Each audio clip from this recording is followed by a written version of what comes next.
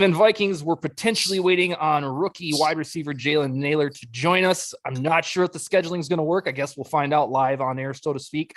But we do have a litany of other topics because that's what we do on this program. So first, Bryant, we haven't talked to you, sir, in about a month. And I will admit that a few podcasts ago, when you were telling us about America's Got Talent, I thought you guys were just going to have a good time for a cool little tryout. And then boom, out of nowhere, you're going to the next round. It's all over Twitter. So tell me, when you go into the second round, is your expectation is that you guys are going to win this damn thing? Of course, but wait, let me go back to what you said. I thought we were just going on as like a guest spot myself until the day of, actually. And a couple other players thought we were just going in as a guest spot. Like, we have the NFL players. And, we were rehearsing because we knew we were going to be on TV. But then we met Terry Crews. And it was a certain point he was talking. And he was like, yeah, because if you guys get 3 yeses, y'all move on. And I'm like, what is he talking about? Like, you know what I mean? And like, a couple of us looked at each other like, what are you talking about? And we didn't realize, because they sent out, the original email they sent out, it read that. Yeah. They told us that another email, the lady who's in charge of the NFL choir, there was another email that went out that said that I clearly overlooked, a few of us overlooked it. So we seen the original one where we were just going to be like, a guest pop-up. So now moving forward that we got on is, basically we have to pick songs each week and it's up to the fans to vote to keep us going.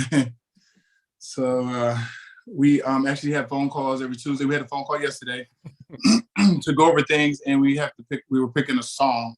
It was down to 3 songs that we had to decide between. So that's what we're doing now, picking the next song. Okay. So their production can start making a track for us, and we start having rehearsal and stuff for it. So the next installment is in early August. Is that what we're thinking? I believe so. Yeah, early August, I believe, is when we go out and film again. Okay. Cora, did you get a chance to check this out? It was so cool. I didn't. I just pulled it up when you guys were talking about it. And I was like, wait a second, you're on America's Got Talent? Yeah. It's worth a watch. It's a good 10-minute clip. Although NFL.com messed up his name. That was tragic. What the hell was up? How y'all messed up my name, right? I like to imagine that it was because like they had you right after Isaiah McKenzie or whatever. So it was just right. Because like, no offense to the rest of the guys on that squad, but I mean, you're the biggest name on there. Yeah, that's what I was so puzzled about. One of the greatest college football teams of all time. Whatever, all those Hall of Fame credentials and everything, into the Super Bowl champion. Again, some of those other names I recognize and I remember, but I think what's funny is I think that they've realized that now, because now it seems like they're trying to tie me into doing a lot of things. There are little things that's been discussed. Have you been Whereas called now I'm trying by to push the me kind Masked of to the Singer forefront that I wasn't planning on being, but I was like, okay, if this is what we got to do to win. Yeah. No offense, but I think if you're on the Masked Singer, there's a dead giveaway with this sheer size. No, I think the producers or promoters of America's Got Talent realize a few things that Bryant McKinnie with that Miami history has talked about. Just the sheer fact that he's gigantic. I mean, that is marketing material right there. And, so I think the light bulb clicked with somebody, and that's probably why your phone's lighting up a little bit more. And rightfully so. With the choreography on that, like, now, how much rehearsal time did you actually get with the other guys? Because you guys were all on point with that. Like, I mean, and obviously you're all nimble, you're athletic and everything, but that still takes the timing and everything to get down. You guys have that. We got there a few days early, maybe 2 or 3 days prior. And we rehearsed every day. It was like long days of rehearsing. I take these dance classes already with my friends, so it's not that much. Like for me, I'm like, it's not that hard, guys. But we also had like a Zoom. We had a Zoom rehearsal one time too, for some guy, because a group of guys were in Atlanta, and I actually had left Atlanta. I was in Atlanta. I had to leave to go to a 50th birthday in New Jersey. So the day I left, they ended up having a rehearsal. So I watched it on Zoom just to have an idea of what they were doing. I knew they couldn't be doing but so much as far as choreography. And you're trying to sing, like, we're not Beyonce, So I watched the rehearsal. I sat down and watched it the whole time just to kind of look at the steps, just to see it. And because I'm a visual learner. And then once I seen it, once we got there, I kind of like, we had plenty, we had like 2 or 3 days to do it together in person, and it was fine. So how many? Go ahead. How many rehearsals do you guys have, like, as a big group of people? When we all were together, basically, I want to say it was a maybe 3 days of all. It's pretty crazy though to get long days. It was like long, like wow, 3 days. Me, I don't feel like it takes me long to catch on. Well, yeah. So it's like to keep doing it over and over, do it again. It's like people just messing up on little things. So it was like we had to keep doing it over and over. And but it came together well. Yeah, hell yeah, it did. What I was gonna ask with that is obviously after watching the clip, like they kind of threw you guys off guard a little bit, the judges, because I think it was Simon who wanted to hear you guys go. You really did. And like there was that moment there where you seen everybody kind of look at each other like, yeah, and they're all like, what are they asking? We didn't rehearse that. right, exactly. So obviously you're used to it being a professional athlete, and you don't win a Super Bowl without having moments that go kind of off scripted and everything.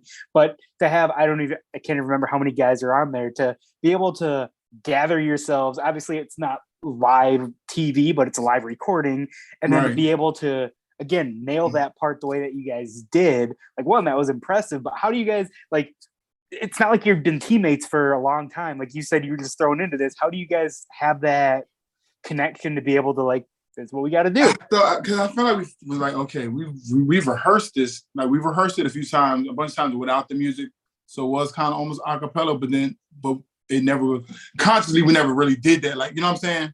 Right. But so we kind of just like looked at each other like, all right, here goes, like, blend in or do something, like just had to figure it out real quick, because you didn't have much time. Like, it was like everybody, you could see everybody's face and put on the spotlight. Right. Oh. So, but just went for it, and it turned out good. And even the little hand at the end too, like, yeah. It was one. I was so unexpectedly surprised, because again, I thought this whole thing was just like a total footnote that you guys went on and had some fun. And then when it started to blow up, I was like, well, wait a second, it's the same thing. Hey, perfect timing. Jalen Nailor is going to come on here just as soon as I press this button. Okay. All right, we ready? And I think he's loading up here. This is let's see. Hey, Jalen, this is Dustin Baker. How are you, sir? What's going on?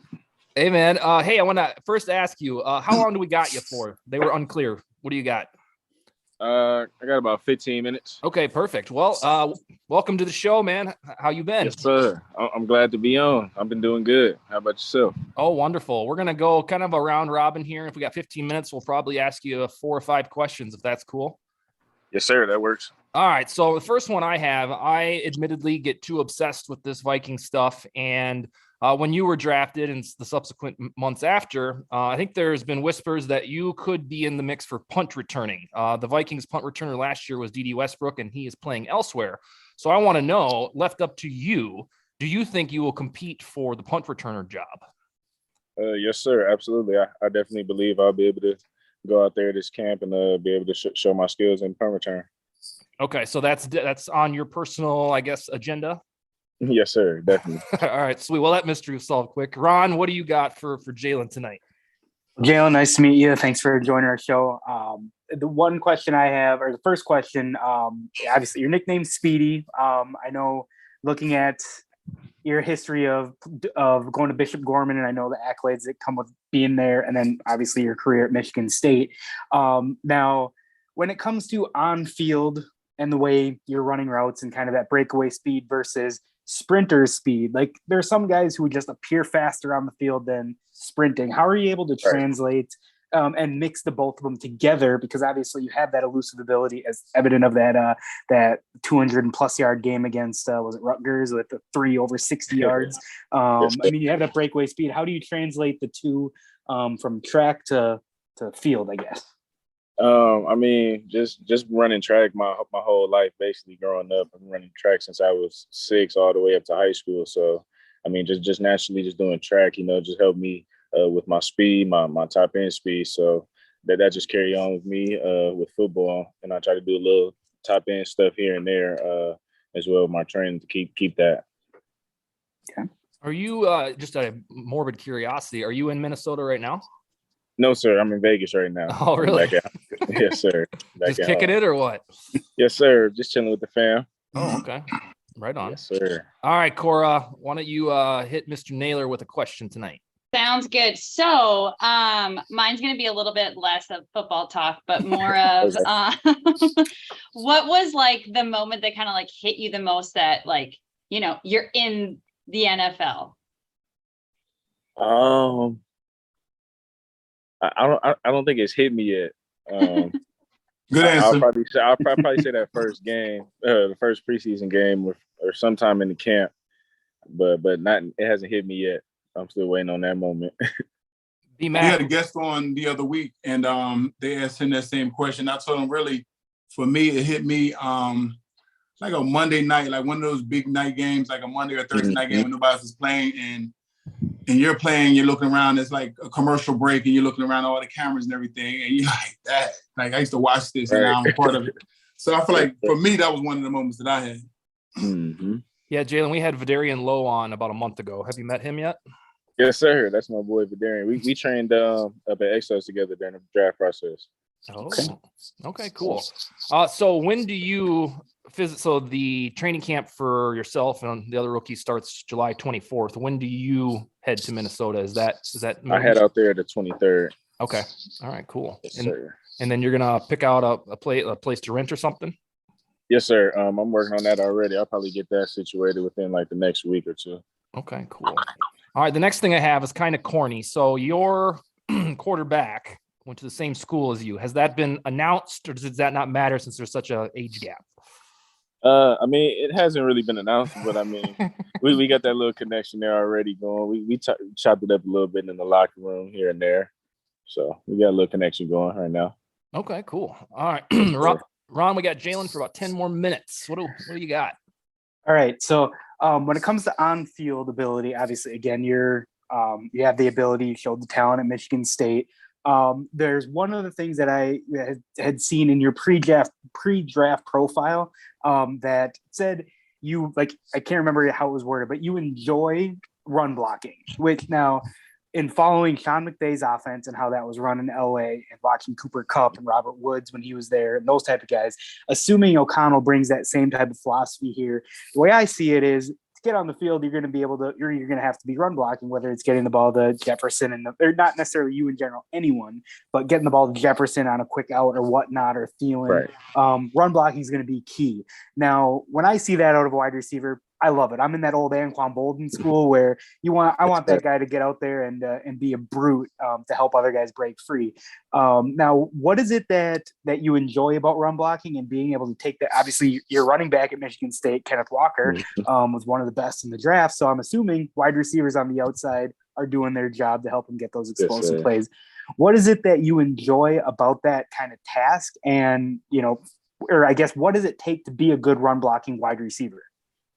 Honestly, you just gotta be willing to do it. You gotta be willing to put it all out for your teammates, for the guys running the ball, catching the ball, making plays downfield. Just gotta help the guys out. That's just the way of helping the team win. So basically, sound like you're pretty physical. So that's a good thing. Yes, sir. Absolutely. X-Star speed with the physicality. That sounds like a good combo to me. Yes, sir. All right, Cora, you're up with Jalen Nailor. All right. So what has been one of your favorite OTA moments so far? The ending. The ending. It can be the ending. You didn't even go. For sure was nice. Shoot, I'm not sure. I honestly I've been enjoying every day. I haven't really, a day hasn't stood out to me. I've just been enjoying each day. Does everything seem super fast still? No, not anymore. That first about week and a half, 2 weeks, it was pretty fast. But then after that, it kind of died down. Okay. Bryant, you were drafted 20 years before Jalen. Do you have any tips or tricks that can translate? No offense, Clark. do you have any tips or tricks? Jeez, made me feel old. Tips or tricks for a new Viking? I mean, he said the game already slowed down because I feel like most of that comes from knowing your plays. So that's a good thing. Yeah. You know, receiver position, I guess, maybe a little bit different too, offensive line. But I mean, just go in there and work hard, I guess, you know, and don't be scared to take somebody's position. Yes, sir. Absolutely. All right, let's when we have Vidarian on last month, I think he indicated to me that he grew up a Patriots fan. What about your team growing up, Jalen? I didn't have a team growing up. Not at all? Never. I never had a favorite team. Like, weren't a football fan or just liked players? Or I honestly just like players. I never really had a favorite team that I watched. Who did you look up to, or is someone that you admired growing up? Reggie Bush for sure. That's definitely my favorite. Reggie Bush. That was my favorite. Definitely Tavon Austin, guys like that. You know. What about just them explosive playmakers? What about a basketball team? You got one of those or no? The Lakers for sure. Oh, okay. Yeah. Lakers, yes, sir. Was that so? I'm a LeBron fan, so I'm with you. I am as well. Oh, okay. Well, yeah. You As am I. You don't even have to hear my speech then about being a Cavs fan and being a no. Nope, no, sir. You get it. Yep. All right, Ron, what do you got next? So, Jalen, now again, and just like I do with every Vikings draft pick, you know, like there's names that I'm familiar with going in. You being part of the Big Ten, I've recognized the name, but admittedly, after the draft, you know, there's so many names, it's hard to put it all together. But one of the things that I remember seeing about you, particularly because obviously wide receiver depth was a need for us, and the fact that, you know, we were able to snag you in the 6th round. After reading into it, a lot of where you were projected and where you fell in the draft seemed to be more of an indicator of your durability, so to speak, rather than your play. Now, again, injuries happen. It's part of the game, especially at a physical position. I get that. But what is something that, say, fans that don't know about your playmaking ability, like what's something that you find underrated about your own game that you want people to see at the pro level that they weren't able to see at the college level? I mean, just a guy that can take it to the house anytime he touches it, you know, a guy that's going to get positive yards when he touches the ball. Okay. All right, Cora, you got one last question before we let Jalen go here. All right. So who is your favorite non-football athlete? Ooh. My favorite non-football athlete. It's either LeBron or Muhammad Ali. Oh, okay. So you like the greats. Yes, sir. Yeah. Absolutely. Absolutely. All right. Well, the final thing I will ask, good sir, is if you peek at the regular season schedule, you guys are going to London. Of course, you host the Packers right out of the gates. Which game are you most looking forward to? All of them. All of them? All of them.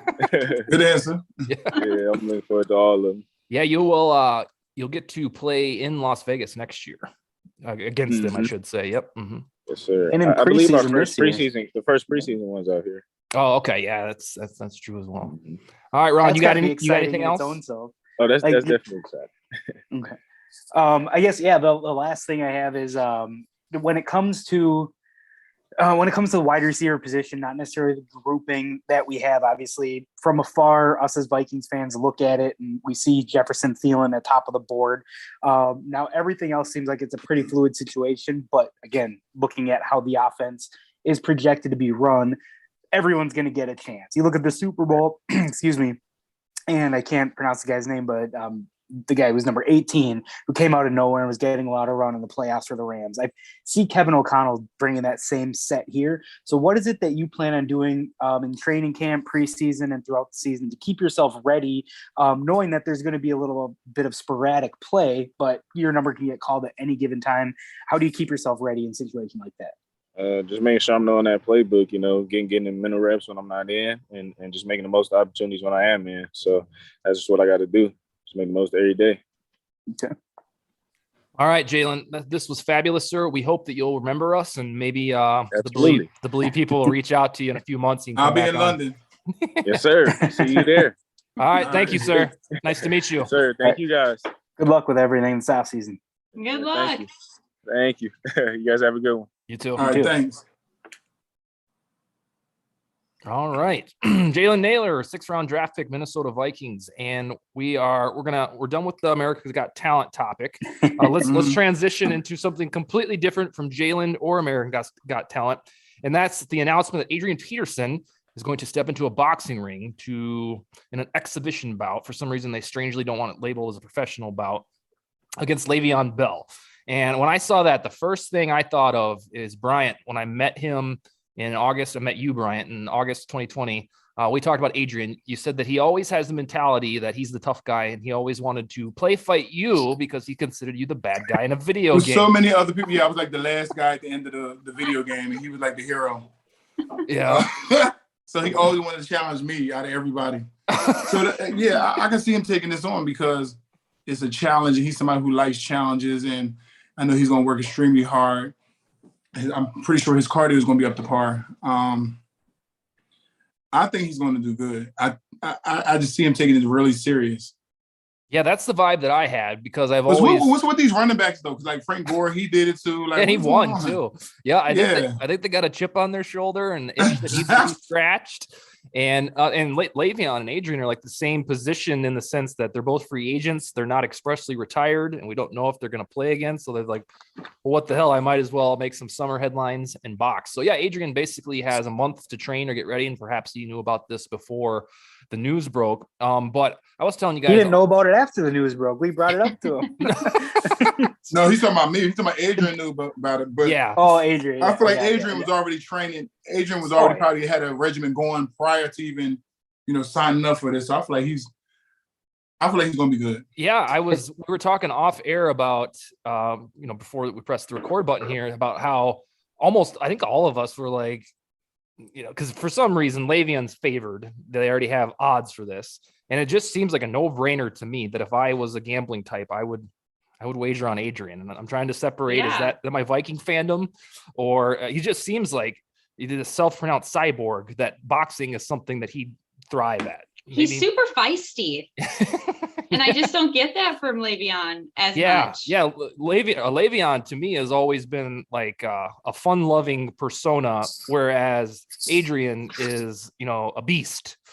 Right. And Adrian was at Adonis, like muscle on top of muscle, like just chisel out a stone. And again, Le'Veon, obviously, I'm sure he's built too, but I would not bet against Adrian in anything, even at his 36, 37 or whatever it is. I wouldn't bet against him. Now, Bryant, have you ever done any boxing type training? I know, like, cardio wise, it's a great workout, but is that something you've ever dabbled in?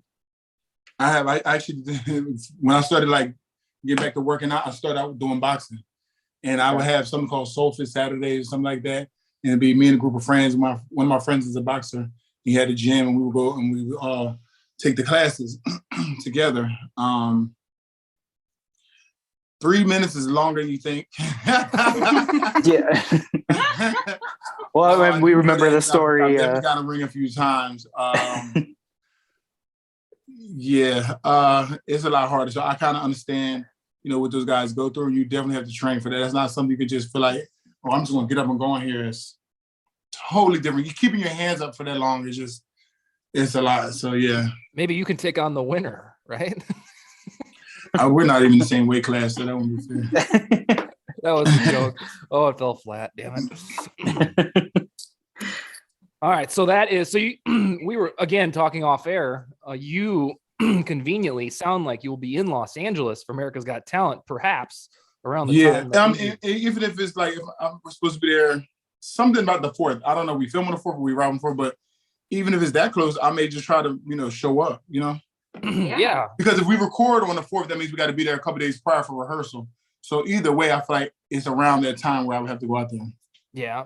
You should see. So we had Adrian on, I think in November of 2020. You should see if he wants to come on and talk about this damn thing before the 30th. Yeah. We'd love to talk to him about this. That would be such an entertaining show to figure out what's going through his head. I have so many questions to ask. Yes, save them for the show, and then right. we'll press him on it. All right, see if you can line that up, because that would be awesome. Let's see. Let's talk some contemporary Viking stuff. I'll start with you, Ron. So we have training camp dates. Much to my chagrin, the famous night practice is not on a weekend. So now I don't even know if I will make the trip to go because the weekend that I have available to go to camp is when they're not even wearing pads. And I'm like, I don't know. Anyhow, but we have dates now and 14 sessions for fans. But it got me to thinking, sir, which camp battle are you most looking forward to? We have, in my perception, right guard. Let's see here. Cornerback, who will, out of the three, Booth, Peterson, Dantzler, who will start for the two cornerbacks. And then let's see, what else is there? There is. I'll go ahead and fill in the gap because this might be what you're trying to think of. For me, it's that right guard spot. Yeah. I feel like they brought in between combination of veterans and Ed Ingram, and then even with Wyatt Davis, like they have plenty of bodies there that, again, it would take all of them to suck for us to be in the same position that we were in last year or the last couple of years. And I just don't see that happening. So someone's going to come out of there and earning that job, because even if they're all around the same level and they're average, that's all we're asking out of that spot. So I think for me, like, as intently as I can, like that's going to be where my focus is, because we know what we're going to get, at least statistically, stylistically, out of the rest of the offense. You know what Dalvin brings to the table, what Kirk is and what he isn't, what Jefferson and Thielen are. Maybe Irv Smith would be the other intriguing one to see his health and how he's able to come back from that. But for me, it's just strictly that offensive line, because of that is an improvement with the way this offense is being touted as far as, again, schematically. There's a lot to look forward to, regardless of what happens on the defensive side of the ball. While there's still plenty that I'd like to see over there, for me, it's strictly right guard. And we don't even know like what this offense could be with normal pass protection. It's so foreign. Right. Like, seriously, like the last normal pass protection was 2017. And that really isn't even the same offense because Dalvin didn't play. It was Keenum, it was Diggs. So it was basically Thielen for a weapon. And that's the continuity. So we don't even have in our bones what it feels like to not have Cousins under siege. So I'm with you there. Cora, it's, in my opinion, it's right guard, free safety, whether Scene starts right away, who starts at cornerback, because there's three contenders, and then QB2 to figure out if Kellen Mond's worth a damn. Which one tickles your fancy the most? Well, really the right guard, but I'm really interested to see if Scene will play right away. Because everyone always touts him as like the next Harrison Smith, maybe not the next Harrison Smith, but he has a lot of similar traits. So I'm really excited to see how he interacts on the field with him, but then how he interacts on the field with the rest of the team. And just, I'm rooting for him pretty hardcore, obviously, but I'm really excited to see how he, develops. And I really want him. I want him to be starting, but it'll be interesting to see. Yeah. But I would definitely say the right guard is going to be the most intently watched by people. Yeah. Well, it's overdue. It's a problem that's been long standing. I think the only reason that free safety is suspenseful is because Cameron Bynum absolutely deserves a fair shot and playing time, because under the bright lights, unforeseen, he played wonderfully, especially against the Ravens last year. So I think that's the only reason, is that out of fairness to Bynum, that's why this could be a mini battle. And I think we're so used to rookies being sat on for a few weeks before they, and that might just be our paranoia that, they're going to do it again. So in all likelihood, Scene will start, but it has to be decided officially at camp. I think I agree that right guard for me is the most interesting because of its painstaking and long-standing problem. But I'm also very interested in whether or not Kellen Mond can win the QB2, because I've written a few times on VikingsTerritory.com that if he can't dethrone Sean Mannion in training camp, then he's not going to be anybody's franchise quarterback. It's just not going to happen. So I think that's why I have a little vested interest to ensure that Mond can win the QB2. Ron, I cut you off. What were you going to say? Nope, it's all right. I kind of interrupted you, but I was just going to continue with on the Scene. like Cam Bynum situation. I think Scene will ultimately win the job, but Bynum, the one benefit, or the one advantage he has just overall is his position flexibility. Coming out of Cal, he was a cornerback. So what to me in Ed Donatell's defense, like in a lot of these jumbo packages, playing with a safety as a nickel or something like that, he has now made himself more valuable in that sense, where you can bring him in, let him play nickel. We have, again, we don't know who's going to be good and who's going to rise to the top, but we at least have a bunch of bodies, whether it is Peterson, Dantzler, the two rookies, and then their returning guys as well. So I'm all about having depth, and it seems like we have a lot more depth now than we have in the recent years. So again, the position flexibility is going to be huge for Bynum in that regard.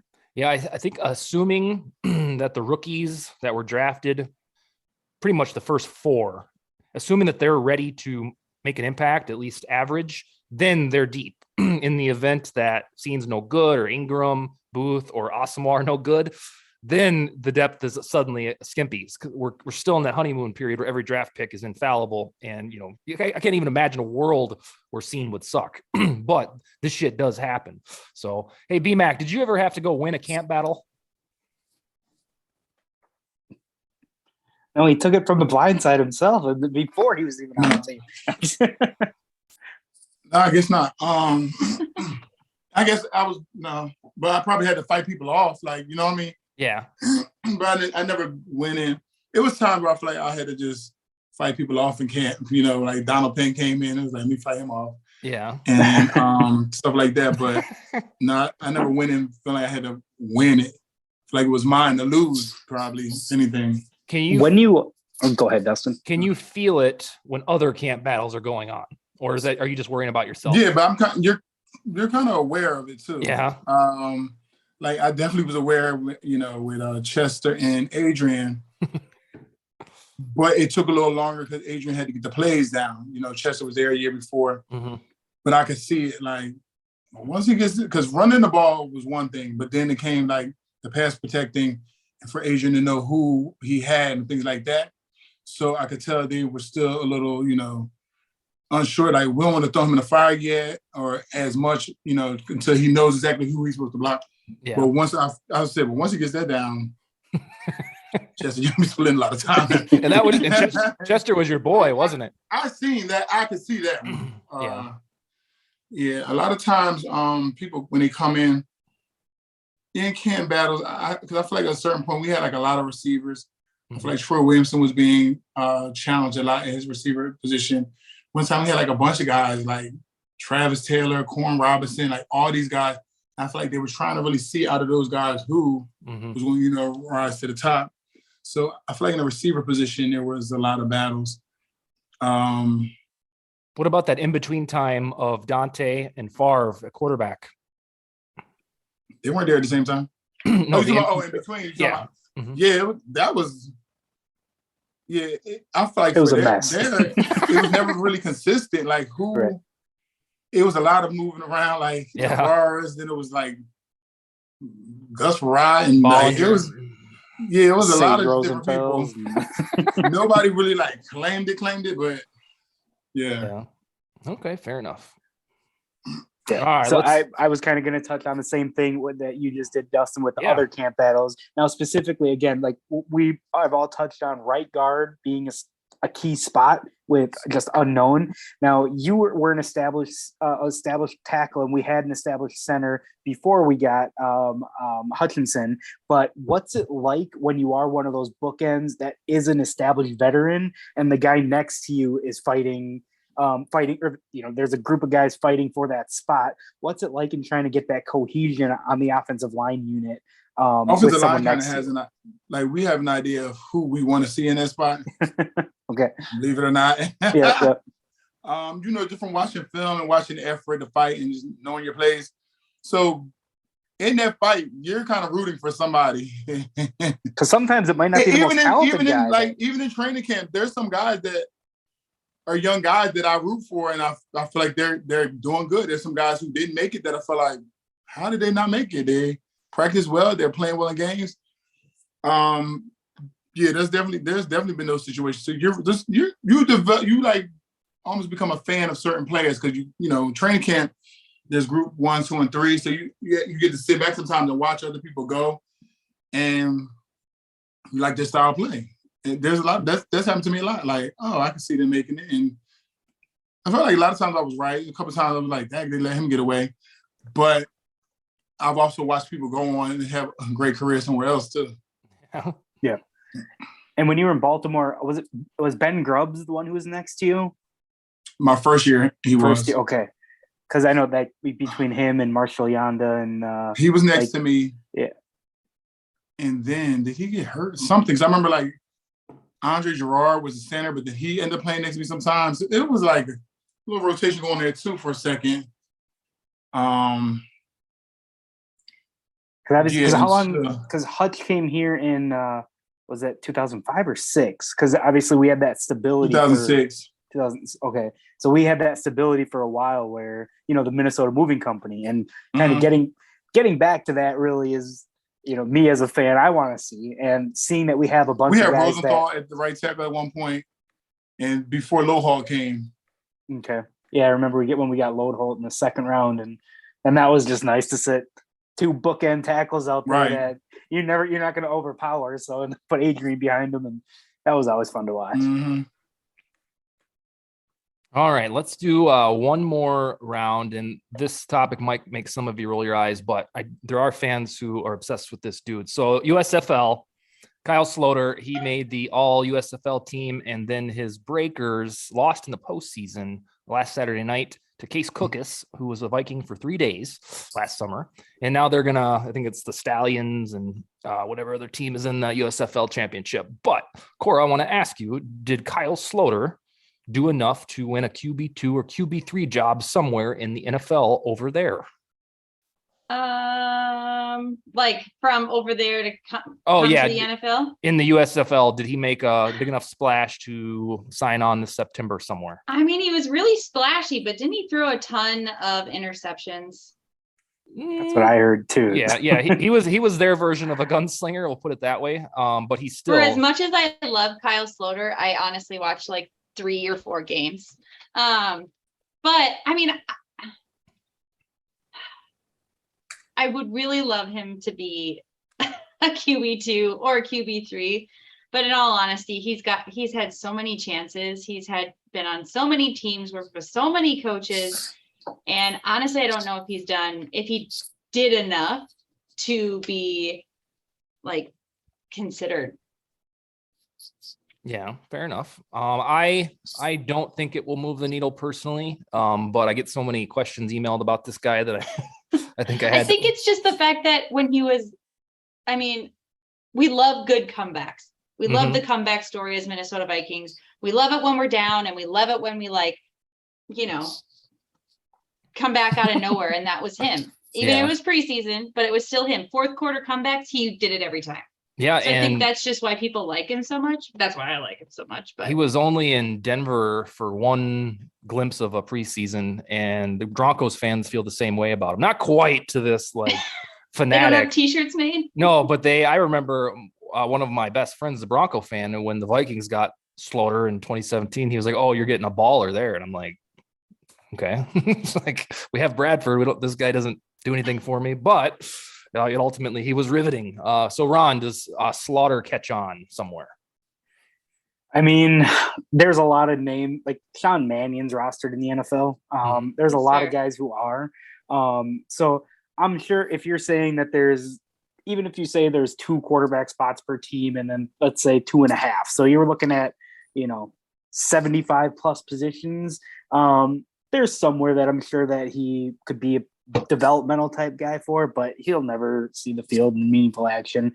Again, from what it sounds like, there's a lot more behind the scenes that, maybe he's one of those guys who thinks he's better than he is and thinks he deserves more of a shot.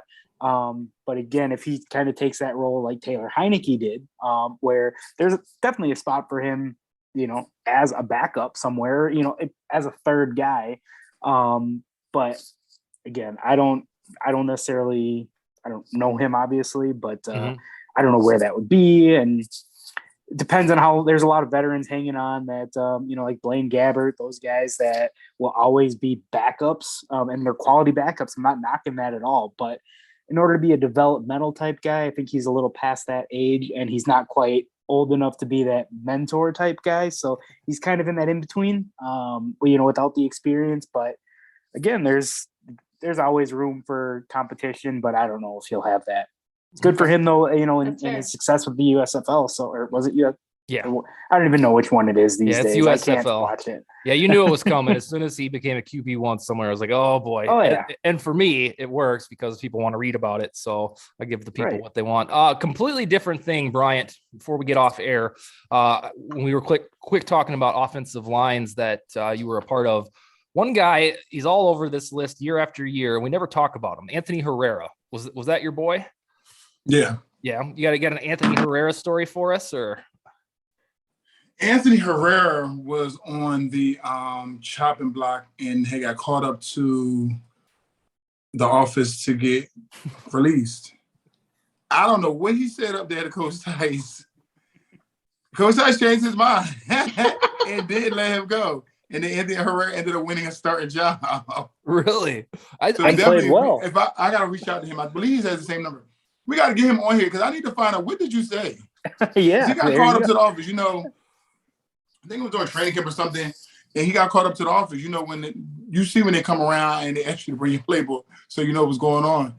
And he got caught up there, and he pled something I don't know. Coach Tice felt bad, and I feel like I've never heard or experienced a coach on when they have to release a player.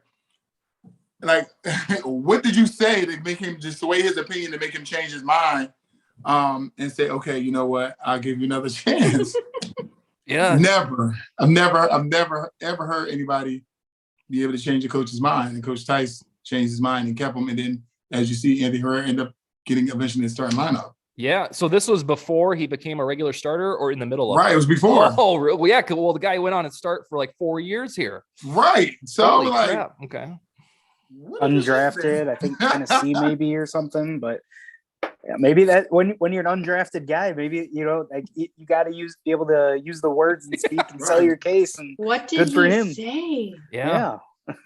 Yeah. I mean, that's the equivalent. He sold his case because he came back down. I was like, well, what happened? He's like, man, I just went up there and I just talked. But I was like, I don't really remember. I was so surprised. Oh, you're still here.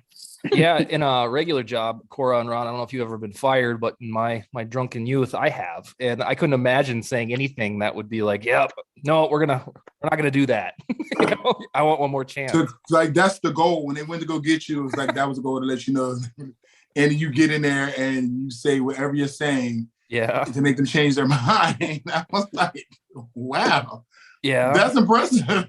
I bet it before it's all said and done, we'll have Tice on again, and maybe we can remember this one. You know what? I didn't even think to ask. I wasn't even thinking about that, but yeah, he would have been a good person to ask. What? How did you change your? What did he say? Did you change your mind? And the other side of the coin is too, it's if you're someone because I'm sure this was early enough in camp where if you're someone who's trying to latch onto a team as an undrafted guy, you're looking for any opportunity. So if you see the door kind of closing on you at one place, there's that other side of it where maybe you want to get out sooner so you can go find someplace else. So, again, kudos to him. He saw this was the right spot for him. It obviously worked out because it worked out, right? Yeah, he was a big piece of that O-line for a while. So yeah, I remember we had brought that up again later on, and remember you almost were out of here, you know what I'm saying? Hold it over his head. Yeah, he started 80 games for the Vikings from 2005 to 2011, and to think that was almost like a butterfly effect of never happening is crazy.